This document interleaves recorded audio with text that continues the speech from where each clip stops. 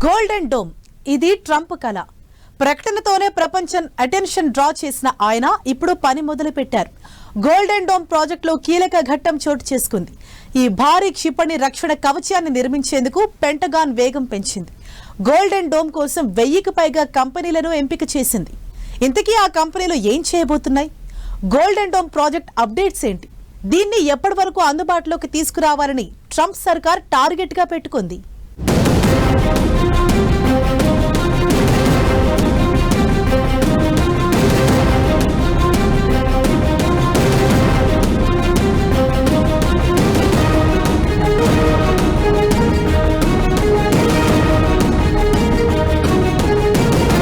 Golden dome అధ్యక్షుడు Trump కళ. Project golden dome పనులు స్పీడప్. $151 బిలియన్ కాంట్రాక్టు ప్రకటన. 2463 బెడ్ల నుంచి 1000 కంపెనీల ఎంపిక. గోల్డెన్ డోమ్ ప్రాజెక్టులో మరి నెక్స్ట్ ఏంటి?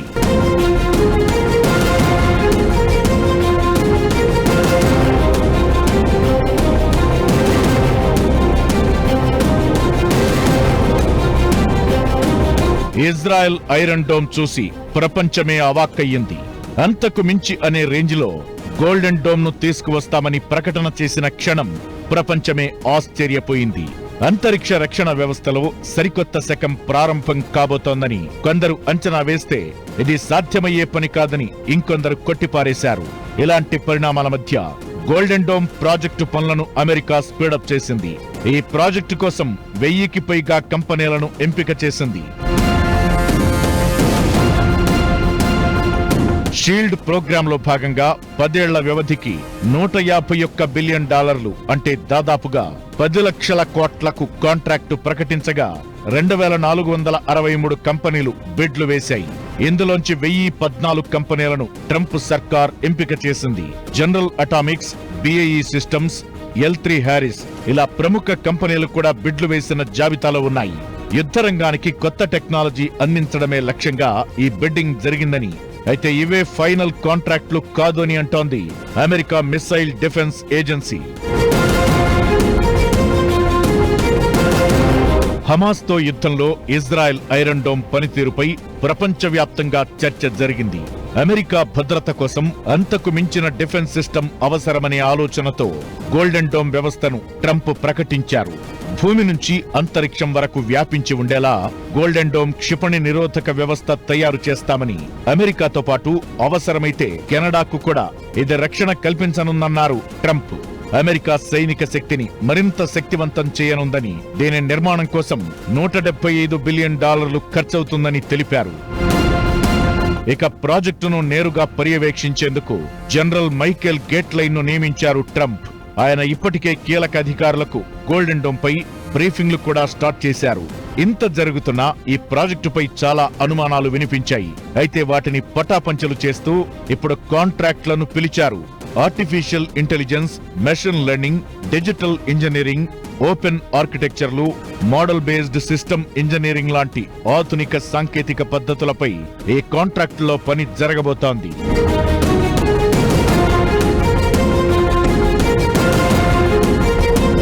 మారుతున్న యుద్ధ తంత్రానికి అనుకూలంగా అమెరికా అత్యాధునిక గగనతల రక్షణ కవచానికి ప్రాణం పోస్తోంది. దీనిలో భాగంగా అంతరిక్షంలోనూ ఆయుధాలను మోహరిస్తోంది. గోల్డెన్ డోమ్ అమెరికాను బాలిస్టిక్, క్రూయిజ్ క్షిపణుల దాడుల నుంచి రక్షిస్తుంది. భూమి, అంతరిక్షం నుంచి అమెరికా గగనతలంపై ఓ కన్నేసి ఉంచి రక్షణ కల్పిస్తుంది. తమ దేశం వైపు వచ్చే క్షిపణులు, ఇతర ముప్పులను ముందుగానే పసిగడుతుంది. చాలా వరకు అవి టేకాఫ్ అవ్వకముందే లేదా మార్గమధ్యంలోనే వాటిని ధ్వంసం చేసే సత్తా వీటికి ఉంటుంది. ఇప్పటికే గోల్డెన్ డోమ్ కు $25 బిలియన్ కేటాయించారు. ఇప్పుడు 10 ఏళ్ల కాలానికి $151 బిలియన్ కోసం కాంట్రాక్ట్లను ఆహ్వానించారు. అయితే గోల్డెన్ డోమ్ మొత్తం నిర్మాణానికి $175 బిలియన్ ఖర్చవుతుందని ట్రంప్ సర్కార్ చెబుతున్నా అది $500 బిలియన్ అవుతుందనే అంచనాలు వినిపిస్తున్నాయి. దీన్ని వచ్చే 3 ఏళ్లలో ఉపయోగంలోకి తీసుకురావాలని ట్రంప్ అంటుంటే అది సాధ్యమయ్యే పని అసలే కాదన్నది మరికొందరి అభిప్రాయం. ప్రస్తుత ప్రపంచంలో ఇజ్రాయెల్ ఒకటికి ఒక ఇనప గోపురం అని తయారు చేశారు. చాలా వరకు మిసైల్స్ని, రాకెట్స్ని ఇతర దేశాల నుంచి ఆప్ చేస్తుంది. ఆ మోడల్ మీద మొత్తం అమెరికా మీద చేయడానికి డొనాల్డ్ ట్రంప్ ఆలోచిస్తున్నాడు, అనౌన్స్ చేశాడు. చాలా అవసరం, ఎందుకంటే చాలా దేశాలకి మిసైల్స్, రాకెట్స్ ఉన్నాయి. ఇవాళ చైనా, రష్యాకి, అమెరికాకి వచ్చే రాకెట్స్ ఉన్నాయి, పనిచేసేవి ఉన్నాయి. దానికి డిఫెన్స్ అనేది ప్రస్తుతం లేదు. అందువల్ల బంగారు గోపురం అని తయారు చేస్తామని అనౌన్స్ చేశాడు. గోల్డెన్ డోమ్ సిస్టమ్ అమెరికాను కాపాడుకోవడానికి అయినా కెనడా కూడా ఇందులో భాగం పంచుకోవడానికి ఆసక్తి చూపిస్తోంది. గోల్డెన్ డోమ్ తయారీకి ఇజ్రాయెల్ ఐరన్ డోమ్ ఇన్స్పిరేషన్. 2011 నుంచి వేలాది చిన్న రేంజ్ రాకెట్లను ఐరన్ డోమ్ సక్సెస్ఫుల్ గా అడ్డుకుంది. అమెరికా వెర్షన్ మాత్రం చాలా అడ్వాన్స్డ్. ఇది చాలా ఎక్కువ దూరాల నుంచి, ఎక్కువ ఎత్తుల నుంచి, చివరికి అంతరిక్షం నుంచి ప్రయోగించే వాటితో సహా అన్ని రకాల దాడులను అడ్డగించే అవకాశం ఉంటుంది. చైనా, రష్యా, ఇరాన్, ఉత్తర కొరియా నుంచి వచ్చే ముప్పులను ఎదుర్కోవడం కోసమే దీనిని సిద్ధం చేస్తున్నారు. ఇప్పటికే చైనా, రష్యా ఈ ప్రాజెక్టును తీవ్రంగా వ్యతిరేకించాయి. ఇవి తీవ్ర స్థాయిలో అస్థిరతలను సృష్టిస్తాయని, అంతరిక్షాన్ని యుద్ధక్షేత్రంగా మార్చేస్తుందని ఆయా దేశాలు ఆరోపించాయి. అయితే అమెరికా మాత్రం తాను అనుకున్న పనిని వేగంగా చేసుకుంటూ పోతోంది. ఆ దేశ చరిత్రలోనే అత్యంత భారీ రక్షణ నిర్మాణంగా మిగలబోతున్న గోల్డెన్ డోమ్ తదుపరి దశల్లో ఏ మార్పులు తీసుకొస్తుందనేది ప్రపంచమంతా ఆసక్తిగా గమనిస్తోంది. 2022లో జరిగిన మిస్సైల్ డిఫెన్స్ రివ్యూలో రష్యా, చైనా లాంటి శక్తివంతమైన శత్రువుల నుంచి ముప్పు పెరుగుతోందని అమెరికా గుర్తించింది. క్షిపణి టెక్నాలజీ రాకెట్ వేగంతో అభివృద్ధి చెందుతున్న ఈ రోజుల్లో భూమి నుంచి గాని, స్పేస్ నుంచి గాని ఎలాంటి ముప్పునైనా ఎదుర్కోగల సిస్టమ్ను నిర్మించడం ద్వారా అమెరికా అందరికంటే ముందుండాలని చూస్తోంది. ఈ ఆలోచన నుంచి పుట్టిందే గోల్డెన్ డోమ్. అయితే ఈ నిర్మాణం అంతరిక్షాన్ని అమెరికా యుద్ధ భూమిగా మార్చే ప్రమాదం ఉందని ఆందోళన వ్యక్తం చేస్తున్నాయి. ప్రపంచంలో అస్థిర పరిస్థితులు తలెత్తే అవకాశముందనే చర్చ జరుగుతోంది. గోల్డెన్ డోమ్ ప్రాజెక్టు ప్రతిపాదన అనేది అమెరికాలో కొత్తేం కాదు. ఏళ్ల కిందే ఇలాంటి ఆలోచన చేశారు. రకరకాల కారణాలతో దాన్ని పక్కన పెట్టారు. అయితే ఇప్పుడు ట్రంప్ హయాంలో మాత్రం ప్రాజెక్టు పనులు ఊపందుకున్నాయి. మరి ఇది పూర్తవటం సాధ్యమేనా? అసలు గోల్డెన్ డోమ్ అనేది ఎలా పనిచేస్తుంది? ఈ మొత్తం వ్యవస్థలో కీలకంగా వ్యవహరించేది ఏంటి?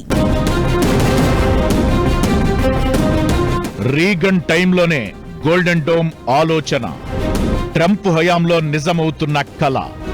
అసలు గోల్డెన్ డోమ్ ప్రత్యేకతలేంటి? గోల్డెన్ డోమ్ అనేది ఎలా పనిచేస్తుంది? గోల్డెన్ డోమ్ లో కీలక భాగాలేంటి? గోల్డెన్ డోమ్ నిర్మించుకోవాలన్న ట్రంప్ ప్రణాళికకు స్ఫూర్తి ఇజ్రాయెల్ ఐరన్ డోమ్. ఇందులోని రాడార్ రక్షణ వ్యవస్థ తక్కువ స్థాయి క్షిపణుల దాడుల నుంచి రక్షణ కల్పిస్తుంది. 2011 నుంచి ఇజ్రాయెల్ దీన్ని ఉపయోగిస్తోంది. విస్తృత స్థాయి దాడులను ఎదుర్కోవడానికి గోల్డెన్ డోమ్ నిర్మించుకోవాలని అమెరికా భావిస్తోంది. ఇజ్రాయెల్ ఐరన్ డోమ్ కన్నా ఇది చాలా రెట్లు పెద్దగా ఉండనుంది. ఇది వందలాది శాటిలైట్ల నెట్వర్క్ ఆధారంగా పనిచేస్తుంది. ఇది చాలా ఖర్చుతో కూడుకున్న వ్యవహారంగా భావించి గతంలో ఈ ప్రతిపాదనను పక్కన పెట్టారు. అయితే ప్రస్తుతం ఇది ఆచరణ సాధ్యమయ్యే అవకాశాలు కనిపిస్తున్నాయి.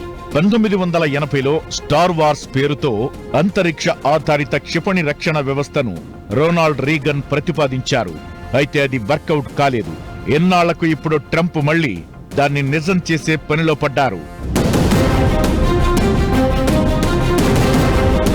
గోల్డెన్ డోమ్ లో అంతరిక్షం నుంచి ప్రయోగించే ఇంటర్సెప్టర్ల నెట్వర్కే అత్యంత కీలకమైంది.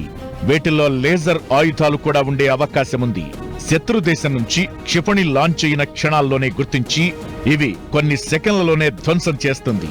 ప్రపంచంలోని ఏ వైపు నుంచైనా లేదంటే అంతరిక్షం నుంచైనా క్షిపణులతో దాడులు చేసినా వాటిని అడ్డుకోగల సామర్థ్యం గోల్డెన్ డోమ్ కు ఉంటుంది. క్రూయిజ్, శబ్దం కన్నా వేగంగా ప్రయాణించగల హైపర్సోనిక్ ఆయుధాలు సహా బాలిస్టిక్ మిస్సైళ్ల దాడులను, అంతరిక్షం నుంచి వార్ హెడ్లను పంపగల ఫ్రాక్షనల్ ఆర్బిటల్ బాంబార్డ్మెంట్ సిస్టమ్స్ ను గోల్డెన్ డోమ్ తో అడ్డుకోవచ్చు.